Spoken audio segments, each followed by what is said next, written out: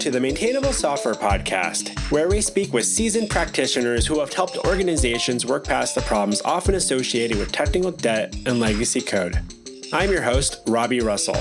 On this episode, we are joined by Viktor Klang, who is a programmer, researcher, public speaker, and is currently Deputy CTO at Lightbend Inc. based in Sweden.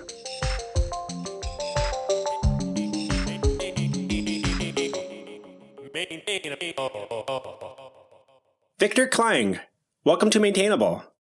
Hey, how's it going? Doing great. Let's dive into it. So, given your experience in the industry, what do you believe are a few common traits of maintainable software? So I think the most common traits of maintainable software is probably the ability to essentially change the code, but also having this separation of concern. I think being able to condense over time the code so that it more and more represents only what's needed. And one of the core things there, I think, is to try to get more to a declarative way of writing it. So more focusing on the what rather than the how, because being able to maintain it means that you have to keep the how equal throughout the system. So that means that if you're able to just state the what, then the how will be the same across a larger and larger code base, because that's typically how things go. Another trait is that the code should ideally not grow. It should grow sublinearly with the feature set. So if you're adding more code, like over time per feature, then you're adding lots and lots of complexity and things that can go wrong over time. So ideally, you should want to end up in a situation where you're actually removing and condensing and distilling the code base over time. If you're seeing the complexity levels of the source code grow linearly or even worse, like above linearly, then I think you might be getting into a situation where you're spending more and more time. I mean, fundamentally, maintaining a code base should not be about firefighting. If you're in that state, things are already bad. So I think maintaining a code base is really about evolving a system or an application to meet a changed set of requirements. It's not about just trying to have the ship floating. Right, sure. And you were talking about a moment ago about declarative and specifically mentioned like the what, not the how. Can you give our audience kind of like a tangible example of like a difference there? Oh, absolutely. I think, of course, it depends on the application, but imagine that you have some form of common set of requirements. Typically, when you have an application, you want to have a distinct or a very consistent look and feel, for instance. So that makes total sense to try to get as declarative as possible so that you don't have a sort of divergence of the look and feel, because that will just confuse people. So it's not necessarily only the look and feel for the end user. And in the case where you're actually writing APIs, your end user is actually another programmer. So it's more, you want to keep the look and feel consistent for your users. So trying to be declarative about that, consistency is key. And for more drastic measures, you might want to get into essentially doing code generation for generating APIs, for instance, so that you know that you have a standard set of how you present your quote unquote product to your end users. But it also goes into the other direction as well, like how you interact with other systems or other applications, trying to get to a common way of doing things.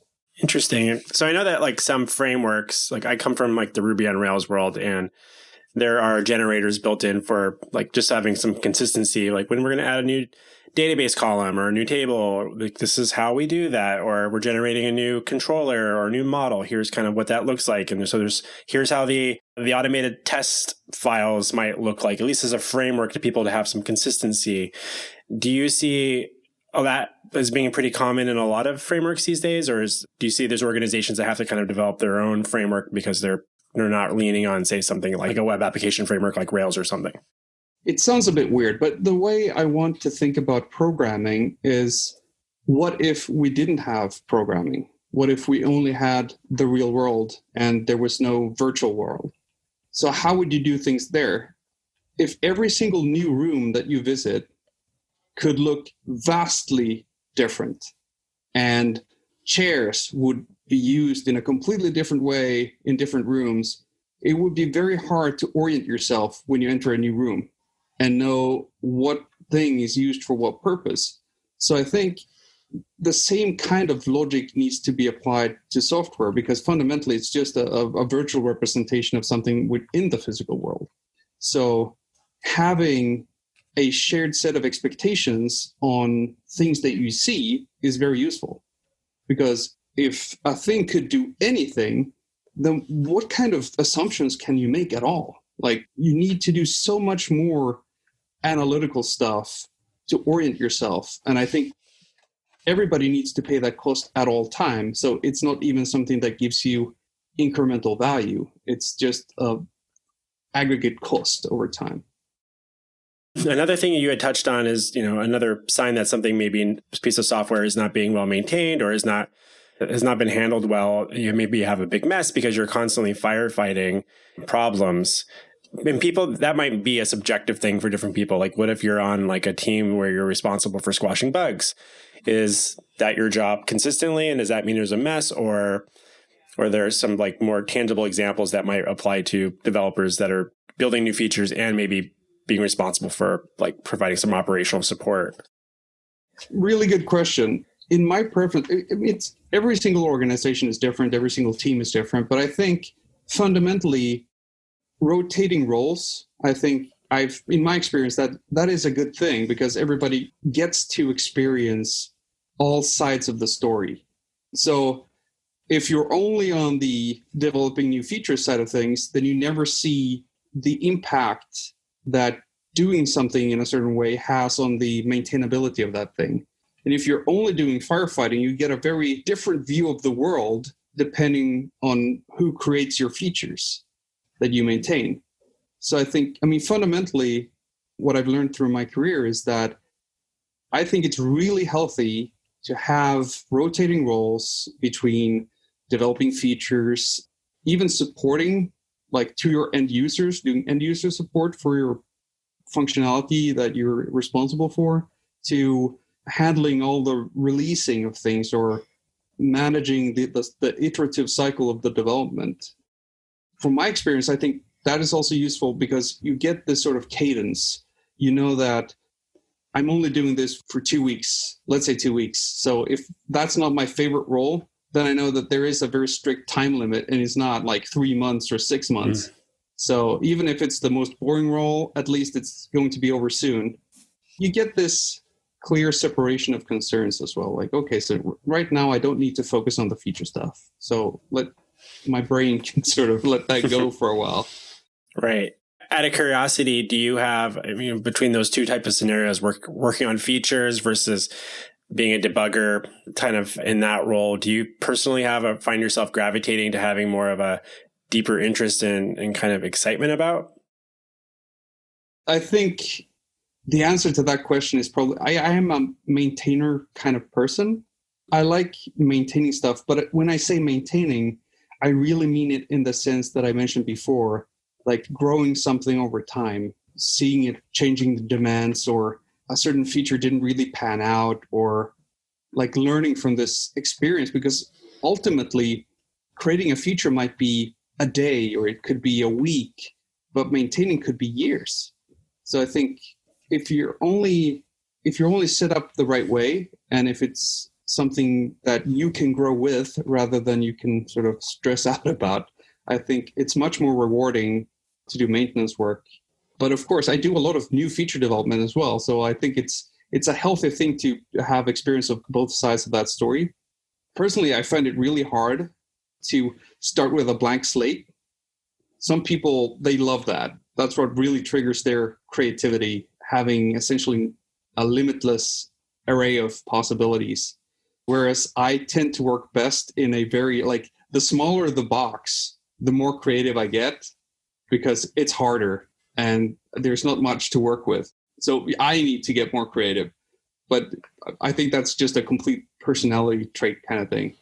It's something that I, as a developer, also share. I think there was a terminology that I saw. I think it was written by the folks that run the Legacy Code Rocks podcast. I think they had an article talking about the differences between makers and menders. And as soon as I heard that word menders, I was like, that's me. I don't enjoy building new things from scratch. It's like never been my favorite part of the process. And even though that's what I felt like, that's how you learn how to write software most of the time. You don't usually get thrown into the deep end of some existing application. Although I would imagine most people's first job as a developer is getting thrown into the deep end of something that exists already, because you probably don't get the benefit of getting to start a brand new application unless you're at a brand new startup or something. So there's like an interesting aspect to, I think, software development education doesn't really talk maybe enough about maintainability and like what it means to go in and like take care of things. You have plumbers that deal with, your plumbing, but are those the same people that also install the plumbing from the first? You don't hire the same people. It's people that come in and take care of, improve things. And this has been an interesting thing that I found myself aligning more in the last few years, which kind of, I think, obviously kind of coalesces with me starting this podcast and wanted to talk about this stuff with people, because I don't want to think that I'm not alone. So that's good. No, absolutely. And I think on that topic specifically, I mean, I spent quite a few years thinking about this topic from time to time, because it would be so interesting to see a software development sort of program where you get to work on the same code base for like 3 years. Like you incrementally work on the same code base, you add features, you have to sort of see what the consequences are based on what you knew then versus what you know now. And even like pulling people into your code base to do stuff, like collaboratively throw people into an existing code base over time. Because I've seen so many times somebody come straight out of school and the reality that they meet for their first job is so dramatically different from what they were prepared for. So it's almost like it's like a shock level experience. So I think having a more sort of gradual introduction to the life cycle of a code base would probably help in that aspect. But I don't know what schools are doing nowadays. So yeah, I don't either. I didn't go to school for this really either. So yeah, it's interesting because we hire some people at my company that come out of boot camps and stuff, and they've had some experience of like collaborating with their peers on some projects or maybe doing some pairing or what have you. But they're usually working on some new apps for the most part. And when they start, we're like, all right, here's an app, we got to get this up and running. And we've been working on this for the last 6 years. And they're just like, whoa, this is huge. And like within like a couple of weeks to a month, they feel way more comfortable in it. But there's still like this immediate shock of being like, oh no, I don't want to break anything, or I don't understand what is all this stuff. And there's a lot here. And it is interesting. I think you were touching on the idea of like an education system having something like that's an interesting idea of having something you can kind of gradually work on, see the consequences of some of your decisions, but also thinking about how real teams probably have people coming and going. And so like having people come into a project for maybe a while and then leave, and then someone else comes in and dealing with someone else's previous decisions and knowing that that's a part of the process. And then maybe they can learn some of those skills of learning that, which kind of leads into one of my next topics, is like, thinking about what technical debt is. So, and like a lot of people sometimes will, or I think I've noticed in some people in their career will refer to things as technical debt when they're referring to someone else's code that they don't agree with or something. And like, I feel like there's a maturity level thing that happens with developers over time. Like you get to have more understanding or more empathy towards the previous developers and not knowing what their constraints were. But how do you and your team define technical debt? So my personal definition, and I haven't really penned it, but I think my personal definition is that that what you're doing is a stopgap solution. That the cost will actually increase over time. So if you stretch it out over time, it's not a net positive addition to the code base, basically.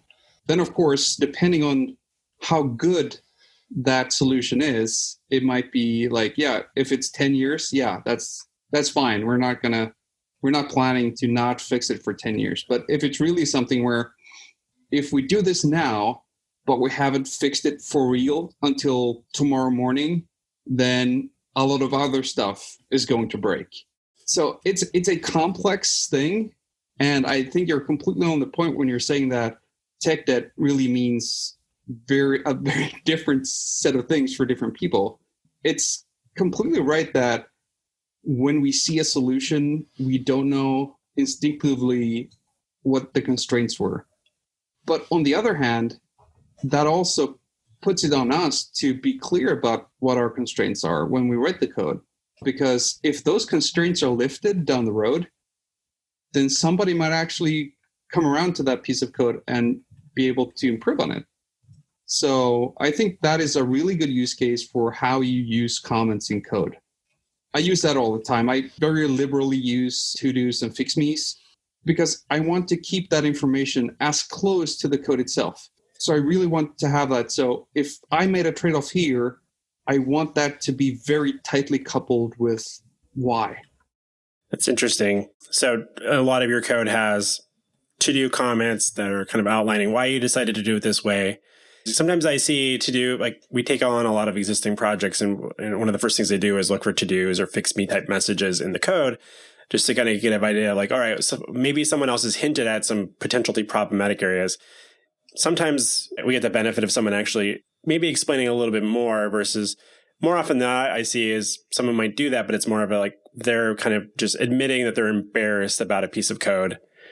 And like this should be cleaned up, but there's not really a lot of explanation beyond that. So I think that's interesting to have that kind of approach to explain yourself at that point and like why you're doing it this way, what the trade-off, what you considered or what have you. Is that tend to be a pretty lengthy thing or just like a couple sentences or something? Yeah, I think it's a problem when comments become too long because programmers will tend to just gloss over it. It just becomes background noise.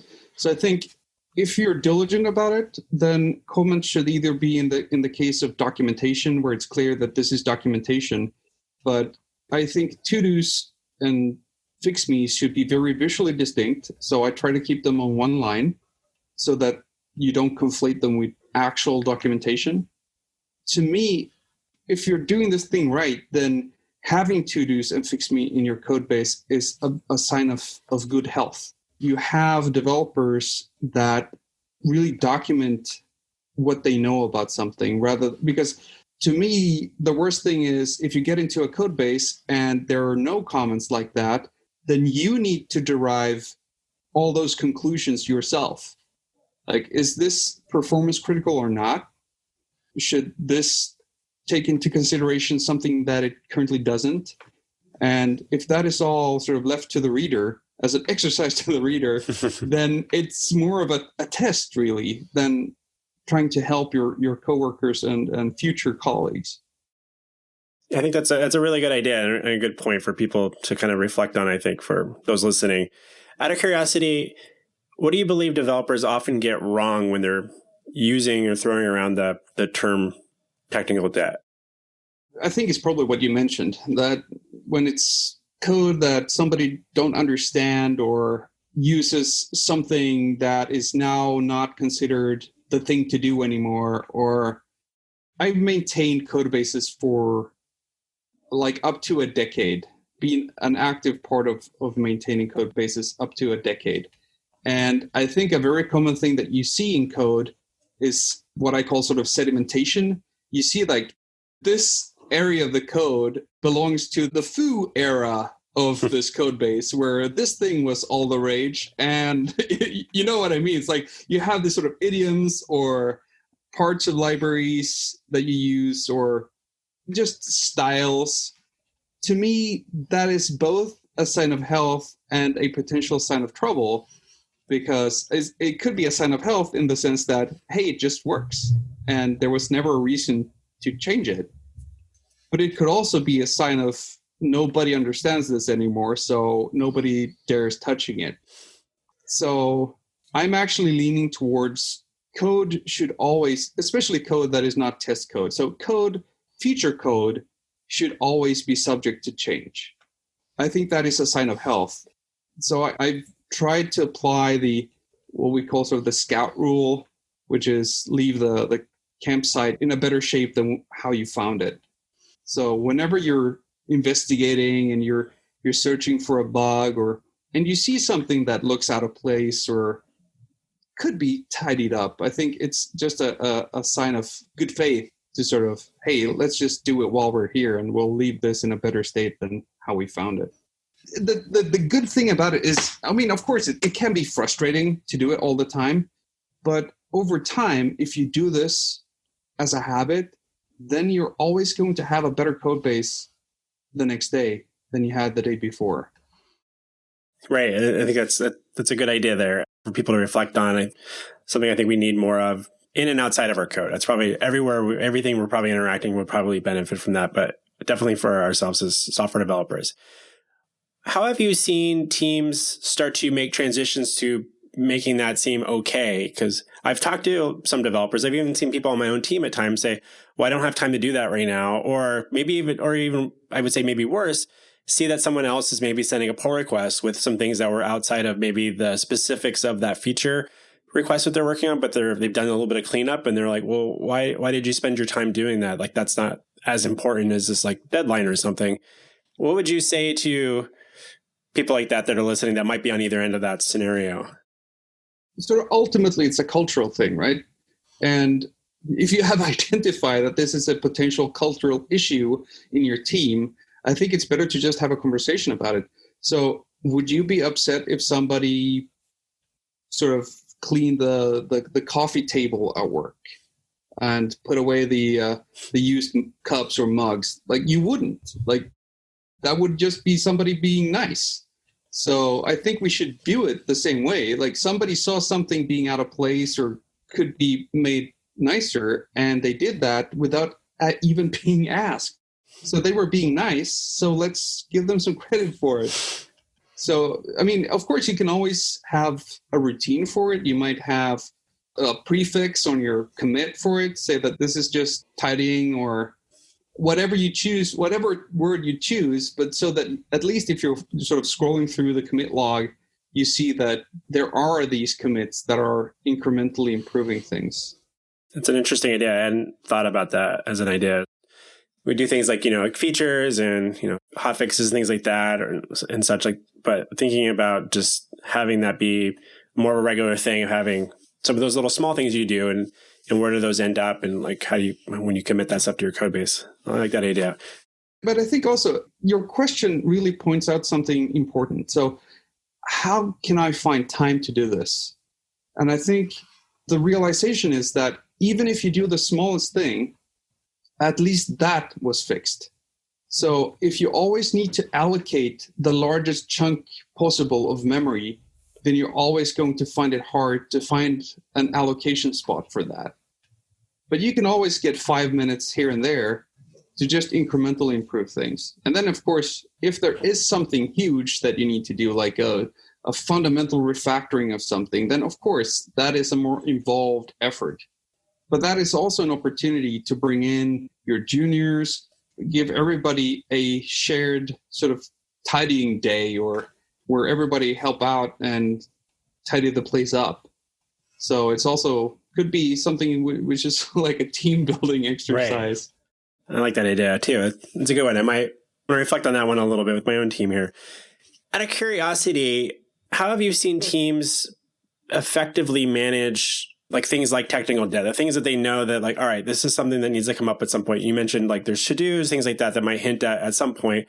But from like a process perspective, is this something that you see teams that are, whether they're doing, some flavor of Agile or Scrum, or like this is something that becomes like a story that they need to work on? Or is this something that, what have you seen work well in your teams or the people you've worked with? Really great question. So I've never really seen it work when somebody wants to schedule a story. Like, as a developer, I want my code base to be healthy, therefore we should fix it. I've never seen that work. Because ultimately, if you need to create that card, it means that you cannot really affect your priorities. You need to sort of pitch this to somebody external, and they're always, like, invariably, they will have more important tasks to do. So I think the only way of increasing the chance of success is to have it as a standard routine. This is not something which is a part of a distinct or is its own task or is its own story. If you're getting into creating a new feature that touches an area of the code where there are to-dos, then I think it should be considered whether those to-dos should be absorbed into the solution for that thing as well. So that's my experience, at least. And I think fundamentally, it's just one of these things where it just needs to be almost indivisible from creating features or fixing bugs itself. That's also what I mean. If it's always like a 5 or 10 minute thing, then it's never a big deal. And it always brings value in the aggregate. So I think it's a win-win. Like, it never takes a lot of effort or takes a lot of time from what you're trying to do, but it's going to increase over time the rate at which you can produce value. So it is going to benefit the product organization in the long run, incrementally, and it's also going to give you a better sense of progress. And I'm probably going to go off on a small rant. Ultimately, whenever you're dealing with a person that is doing something, motivation is the key thing. Over time, you need to have motivation be at least stable or progressively improving. So how can we create code bases, or what do we need to do to create code bases where our motivation as the developers and maintainers of that code base is at least staying around the same level or is even getting better?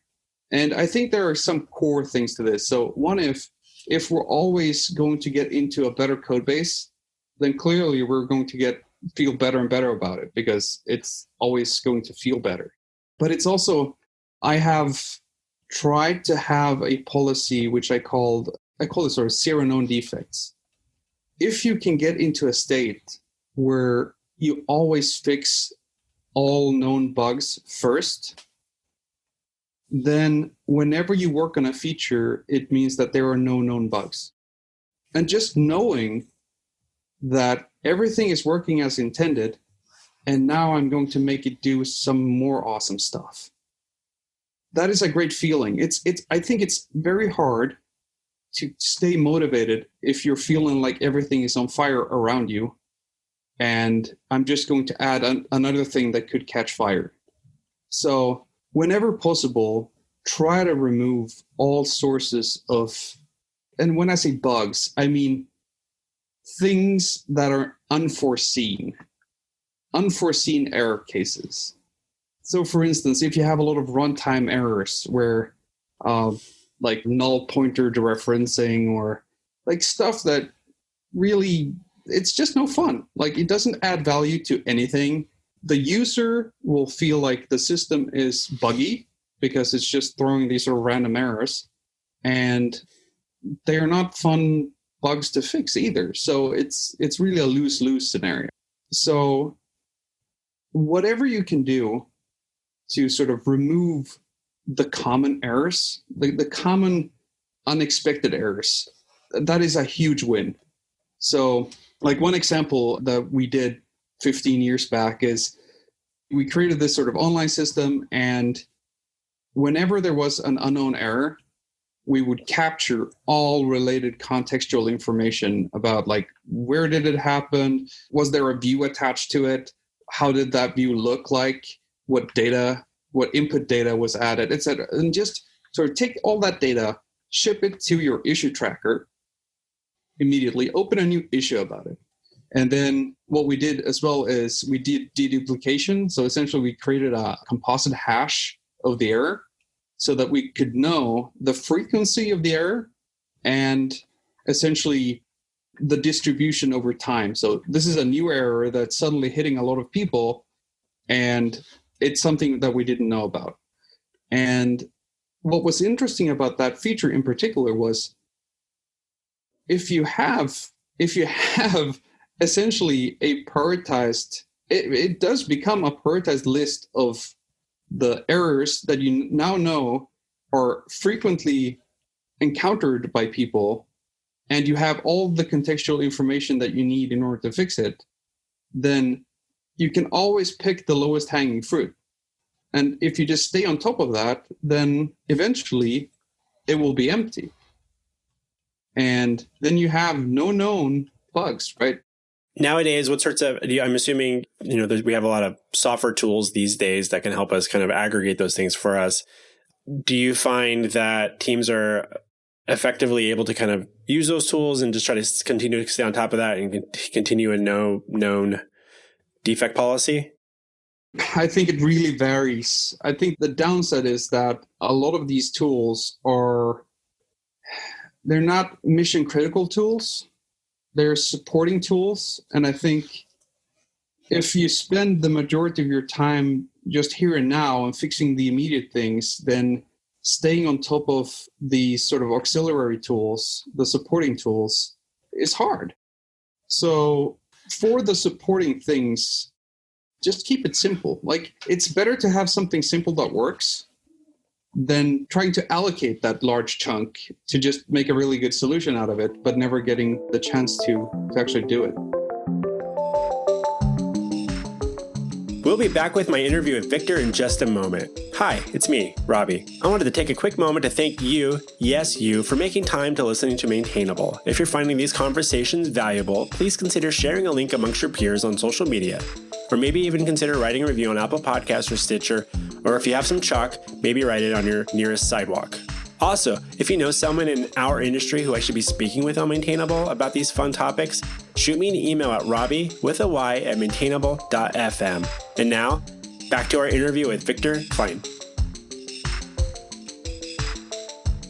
How did your early career shape your view on software development? I think in a lot of ways. So I started my higher programming education around the year 2001. So this was sort of peak bubble. And when I graduated in 2003, this was sort of like peak bubble burst. So I entered work life when a lot of people were unemployed. There was a lot of disillusionment of the internet and software. And I was lucky. I managed to secure a job straight out of school. And I had the huge benefit of having a boss that really handed out responsibility and gave me the room to choose what I believe was the best solution for something. Of course, I mean, we're always going to make mistakes and learn stuff. And I think the key is how you as a manager handle a junior's first big mistake.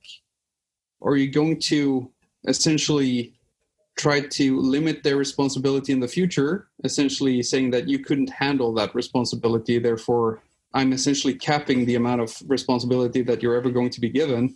Or are we going to try to learn something from this? I made tons of mistakes, small and large, but ultimately I was able to grow and get more responsibility and become more involved in stuff. And I think just having the right kind of organization and being exposed to varying pieces of a system, not really getting locked into something, and being able to essentially roam around a larger software ecosystem exposed me to a lot of stuff early, which I think gave me a lot of perspective on how things fit together. And especially when we talk about maintaining software, it's almost always about integration, because when something grows and changes over time, other things around it are impacted by that change and that growth. So how we connect the systems together also is put under pressure and is tested to how stable and robust and how able that is to evolve. So not being sort of cast into this sort of role where like you're only doing back-end development, or you're only doing database management, or you're only doing the views, being exposed to all the sides of software development. I'm definitely not going to claim that I'm good at doing front-end work, but I did front-end work, and I learned that I wasn't good at it, but I knew what made it hard. And that also if you get experience, you get a different perspective. And I think what we need is developers having more perspectives and more understanding for what other kinds of developers or other professionals do and why it's hard and what they need to take into consideration. Because ultimately, it's all about collaboration. It's very little software that we create in isolation, and we can keep the master drawing in our own head, and that doesn't impact anything to the negative. So, yeah. Yeah, I think you make a good point there in terms of getting that exposure. And I'm glad that I feel very fortunate that my first projects were more front end focused in a lot of ways. And I learned a lot of pain from that because it was not anyone can seemingly learn HTML and CSS, but to make sure, especially back in that area, it was a lot of dealing with a lot of different browsers, there were a lot of challenges back then and for front end development. And so to know that there was people that felt like they could push through that and have good patterns for that and wanted to make that world better for themselves. There was a point where I was like, I'm so glad that there's people to do that. And I still have this like affinity towards people that do that. I meet some developers that are new to this career and they're like, well, that's like the easy stuff, right? I'm like, no, like that, like the fact that they make it look easy is like, they've solved so many hard problems there and they're like wizards. And like, I am paralyzed when I see some CSS files now and I'm like, I'm going to break something. I feel more nervous about making CSS changes than making like database structure changes. And that's kind of funny, but it is a reality. I'm like, I don't know how to test everything across different devices and browsers. And like, there's people that know way more about this stuff now. And I'm so glad that they exist. So I have that. And I see people on the team. I really appreciate those people that are focused in those different areas. I think it's helpful for people to have that, go through that transition state. So getting some exposure. Let's say that there's a couple people listening that are, maybe they're a senior level type developer and they've got some new junior people on their team. And maybe they're trying to figure out how do we share some of this responsibility and decision making with the juniors so they have the freedom and they have some time to go off and try things and experiment, potentially break things, but know that that's going to be okay. Any advice you could offer to those people on how to navigate that well and not be too worried maybe about someone, making too much of a mistake? I think it sort of varies depending on what the use and sort of what you're trying to do. Of course, the cost of a mistake varies with the project. But I think I tend to say that I value integration tests over functional tests over unit tests. So if the only tests you have are unit tests, then you don't know if your thing is actually sound from its outside perspective. And if you only have functional tests, you don't know whether it's going to fit into the context of where it's going to be used. So I value integration tests first, and then you write functional tests, and then unit tests are great at narrowing down where a bug can hide. It's perfect for that. It really sort of draws the boundaries of boxing it in, where essentially creating small failure zones within your code. And it's really good for rooting out bugs. But from a product maintenance point of view, if you have really good integration tests, then you can afford for your junior to try a solution out because they will see why that integration tests fail. And I think from like a human psychology point of view, we tend to be terrible at taking others' experience at sort of face value. Like you can tell somebody like, don't do that, it's bad. I know, I have the scars, I have nightmares. But if we can create safe zones where they can try a solution out and see why that would fail, then they can draw the conclusion themselves. Then it becomes more of a conversation between two colleagues where, okay, so we have this thing we need to do. How do you propose that we fix it? You can discuss the constraints, but ultimately, a programmer is not somebody who writes code.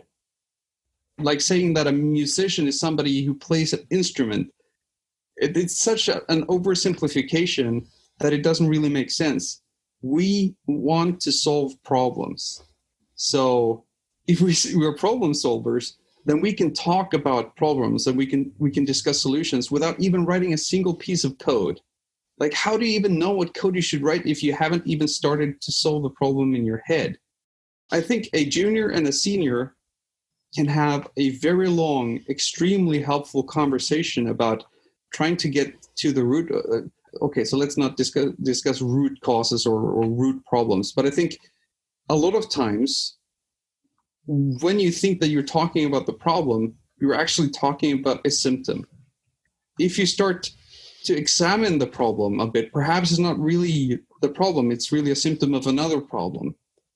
The most successful programmers I know are the ones that tend to write the fewest amount of features, because they draw these sort of connections like, yeah, they can just use that feature that we already have and they can get the same benefit out of it. Or they drill down like, why do you need this feature that you asked for? Yeah, well, we needed to send it to this other team over there. And then they go and talk to that team and say, okay, so why do you need this report? Well, yeah, we can't see that data in our side of the system. And then the real solution is, well, we just give access to that other team and we didn't even need to write a single feature. So ultimately, I think it's really about trying to get to the place where it's not necessarily about the code itself first, but it's really about how we think about things and what kind of trade-offs that we're willing to make and what side of things that we're willing to land. Like, are we willing to go sort of fast and loose and break a few things, or are we willing to be more cautious because that makes sense? And I think it's more about sort of the collaboration between the different programmers on the team.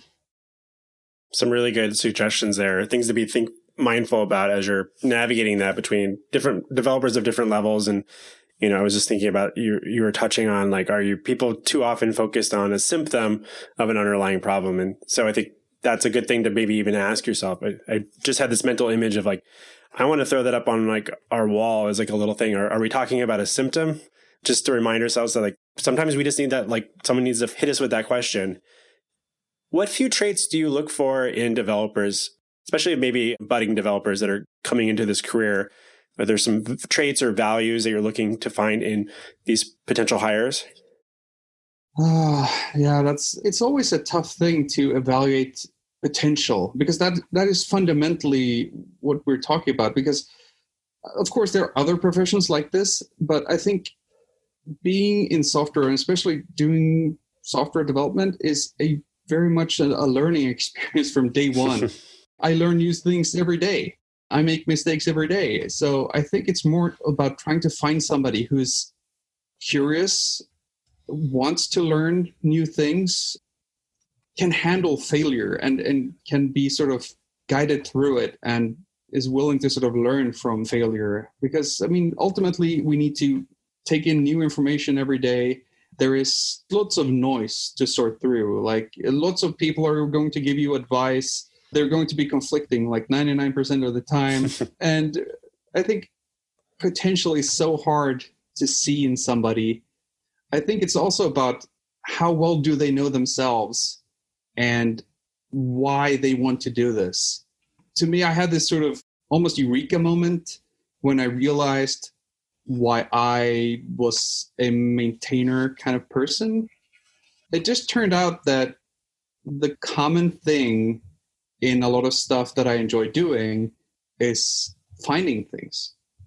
And when I identified that sort of the common trait that sort of triggered my motivation, then I can use that actively. If I can turn something into a finding exercise, then that gives me some extra speed and some extra motivation. That helps me to sort of push through, because a lot of problems are going to be problems where you're stuck.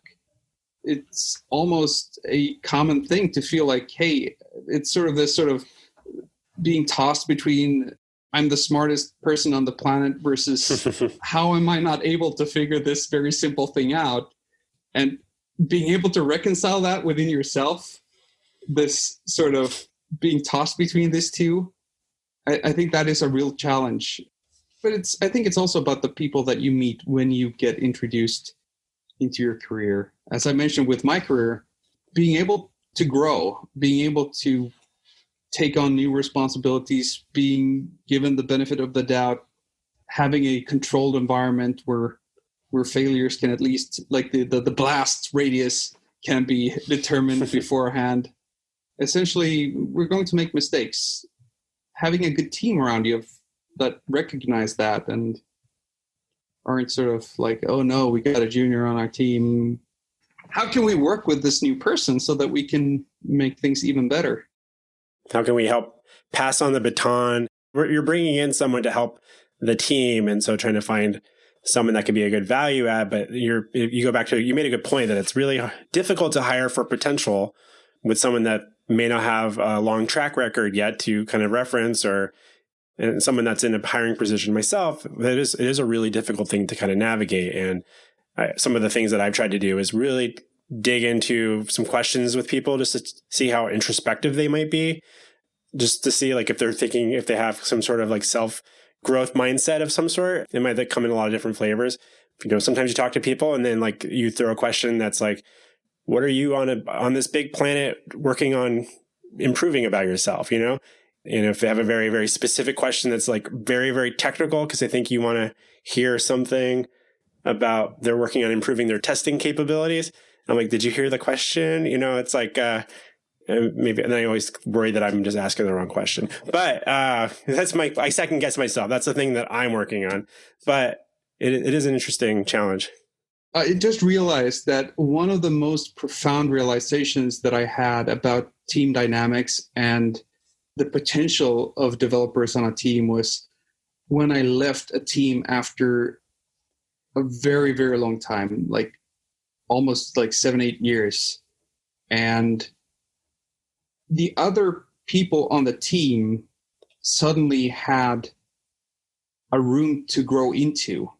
When you have a team and somebody leaves and you don't necessarily add somebody immediately or add somebody with the exact same characteristics or skill set or whatever, you're really giving the other members a chance to pick up new responsibilities, or suddenly someone else is the most knowledgeable about a certain piece of code or a certain subsystem, or has better connections with the users. Or it was just a very profound thing to almost realize that the best thing that you could do for that team was not to be in it, but not for the sake of you being sort of detrimental to the morale or anything, but just because there wasn't enough room to grow in for certain people. And if you don't have a lot of turnover over time, and if you have a very stable team, then you might actually be crowding that plot of land. The plants can't grow anymore because they're already occupying all available space. Yeah, you're blocking their sun. So yeah, that was also really profound, and I didn't think about it at all.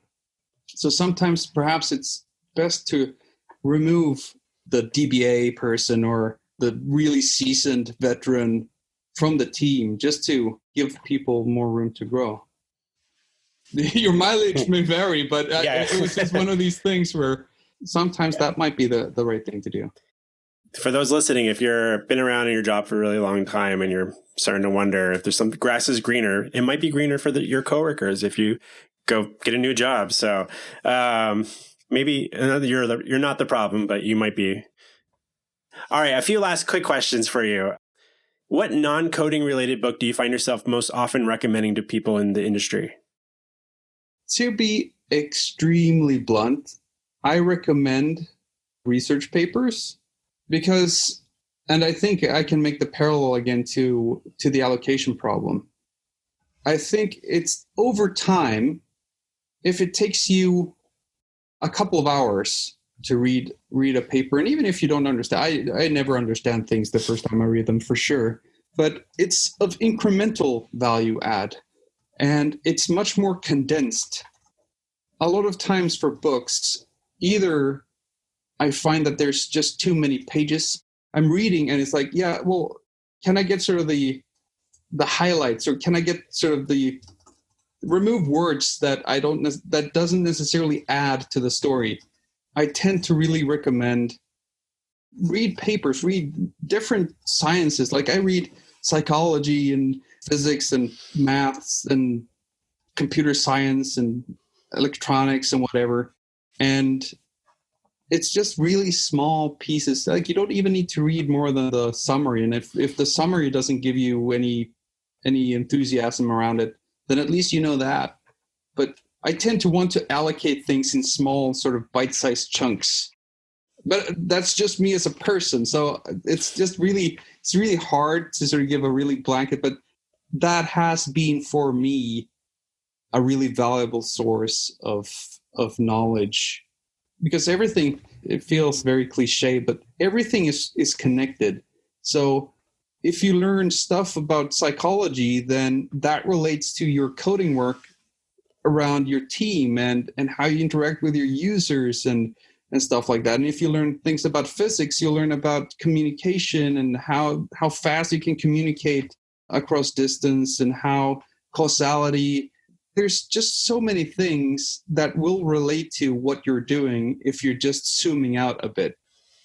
So I think that there's a lot of stuff that you could read about that you would find interesting and you could actually have a use for in how you think about your work and the software. And for those that might be listening, myself included, that don't read research papers ever, if you were to make a recommendation for a place to go search through some sort of data set of that, where would you recommend? Go look at. What I don't like is recommending people reading these sort of like, these are the most important papers the past 100 years. You should also read them. But I think in order to get into something, you should do something that will be rewarding for you as soon as possible. So what I would recommend is, what area of things interest you? And is there current research on that topic? Who does that research? Just search on Twitter or what have you for some papers. I mean, typically you can find stuff about that and follow them. Follow the researchers, ask questions. I believe that they love that people read their papers and ask them interesting questions. So I think that would be my preferred way to start. And then when you want to read the classics, you will know what the classics are at that point, and then you'll have a lot of value out of when you get to that point. But stay motivated, learn about stuff that you like right now. And where can listeners best follow your thoughts on software development online? That's definitely my Twitter feed. It's a very varied feed of me either being frustrated about my daily coding thing or having this sort of eureka moment, relinking an interesting science article or something that I read. So I'm trying to sort of have that as my daily feed of thoughts. It has been oh so delightful talking with you, Viktor. Thank you so much for joining us on Maintainable and sharing your thoughts. It's been amazing. We could probably talk for another 2 or 3 hours. I might have to have you back for another topic at some point. That would be awesome. Thanks again, Viktor. Thank you.